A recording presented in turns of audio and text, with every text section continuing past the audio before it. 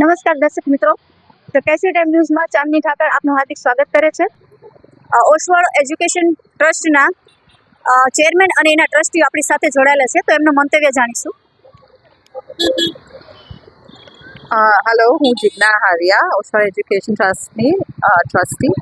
મને મારી જન્મભૂમિ જામનગર છે, કર્મભૂમિ પણ હવે જામનગર છે, પણ અમારું રહેવાનું મુંબઈ છે.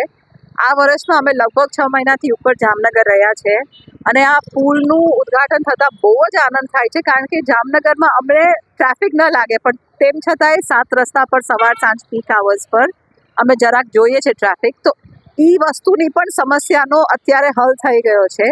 એ માટે ગુજરાત સરકારનો ખૂબ ખૂબ આભાર, અને આ બહુ જ સારું કામ કર્યું છે. સૌરાષ્ટ્રમાં મોટામાં મોટો પુલ છે અને રાજકોટ પણ આવતા જતા ઘણા લોકોને સિટીમાં ન આવવું હોય કે જેમને એરપોર્ટ પણ જવું હોય, તો એ ટ્રાવેલ ટાઈમ કટ કરી નાખશે અને આના ફાયદા આપણને આજે નહીં, હજી આવતા ઘણા વર્ષો પછી પણ આપણને દેખાતા રહેશે.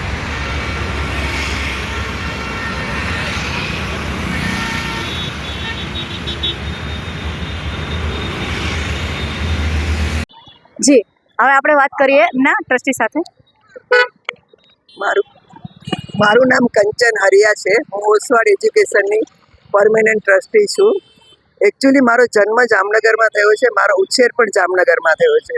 તો એ ટાઈમના જામનગરની હું કલ્પના કરું તો એકદમ નાનકડું હતું, અત્યારે એકદમ વિશાળ મોટું થઈ ગયું છે અને એટલી હદ સુધી વિકાસ થયો છે કે પુલની જરૂરિયાત ઊભી થઈ. પહેલાં તો પુલની જરૂરિયાત ઊભી થઈ ને ત્યાર પછી એની સપનું સાકાર થયું અને પુલ બની ગયો. તો આ પુલથી ઘણો બધો ફાયદો છે અને લોકોને બહુ ફાયદો થશે આ પુલથી.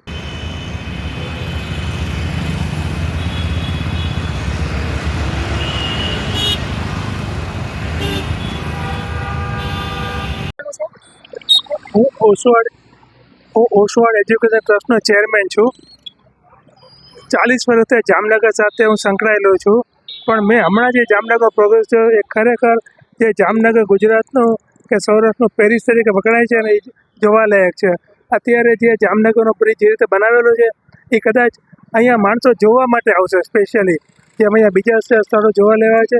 આ સ્થળ પર જોવા જેવું છે, આહલાદક છે. ટ્રાફિકનો પ્રોબ્લેમ સોલ્વ થશે, ખાલી ટ્રાફિક નહીં થાય એને કારણે ઈંધણનો પ્રોબ્લેમ, પેટ્રોલ ડીઝલનો પણ બચાવ થશે એવો મને વિશ્વાસ છે અને ખૂબ ખૂબ વિકાસ થશે એમાં કોઈ શંકા નથી. Thank you sir.